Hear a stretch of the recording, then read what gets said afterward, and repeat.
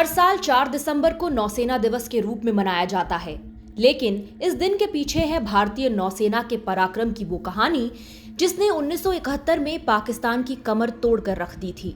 4 दिसंबर 1971 को भारतीय नौसेना ने कराची पोर्ट को मिसाइल हमलों से तबाह कर दिया था, जो पाकिस्तान के लिए रीढ़ की हड्डी के समान था।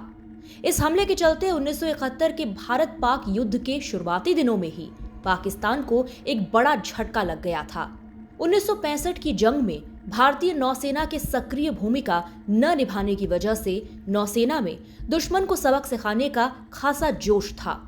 उस वक्त के नौसेना प्रमुख एडमिरल नंदा ने पहले ही मन बना लिया था कि युद्ध की स्थिति में वे कराची पर हमला करेंगे, क्योंकि कराची पोर्ट न सिर्फ पाकिस्तानी नौसेना का मुख्यालय था, बल्कि पाकिस्तान का तेल भंडार भी वहां था। 3 दिसंबर 1971 को जैसे ही पाकिस्तान ने जंग की शुरुआत की, भारतीय नौसेना ने योजना के मुताबिक कराची की तरफ कूच कर दिया।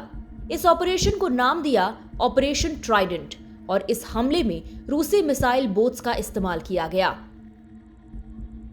मैं उस वक्त ओखा में था, जो कि गुजरात में एक बंदरगाह है, और हमें नौसेना ने एक तरह से अग्रिम तैनाती पर लगा रखा था।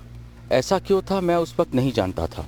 जब हम वहाँ थे तो 3 तारीख की शाम को काफ़ी देर शाम को हमें एक संदेश मिला जिसमें हमें फलां वक्त पर आगे बढ़ने का आदेश था।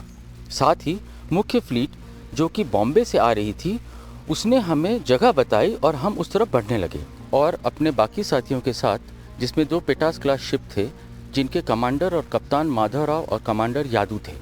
तो 5 जहाज़ों का एक फॉर्मेशन बना, लेकिन तब तक हमले के लिए कोई पोजीशन नहीं ली गई थी। हम बस उत्तर की तरफ बढ़ रहे थे। तो हम में से कोई नहीं जानता था कि हम उत्तर की तरफ क्यों बढ़ रहे हैं, और फिर काफ़ी देर में हमें बताया गया कि हम ऑपरेशन ट्राइडेंट का हिस्सा थे।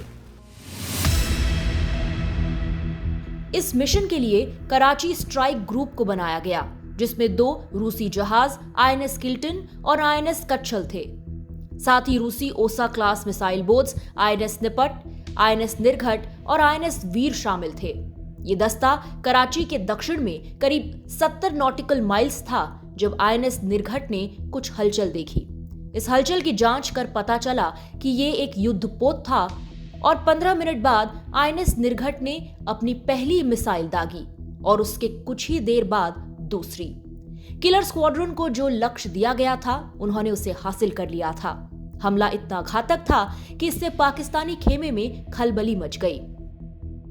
वो लोग इतने सख्ते में थे कि उन्हें यह एहसास ही नहीं हुआ कि उन पर मिसाइल से हमला हुआ है।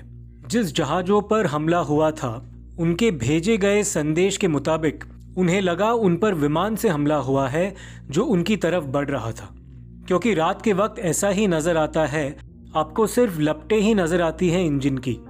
हमने उन्हें आग की लपटों से घिरा हुआ देखा। हमें वो आग 18 नॉटिकल माइल से भी नजर आ रही थी, क्योंकि आसमान आग की रोशनी से जल उठा था।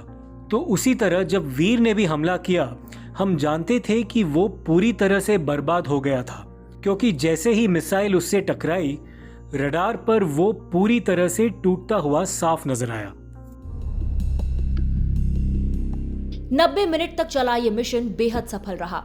आईएनएस निपट की तरफ से कियामारी तेल भंडार पर दागी गई मिसाइल ठीक निशाने पर लगी, जिससे पाकिस्तान में तेल की कमी हो गई, और वो भी जारी जंग की शुरुआत में ही।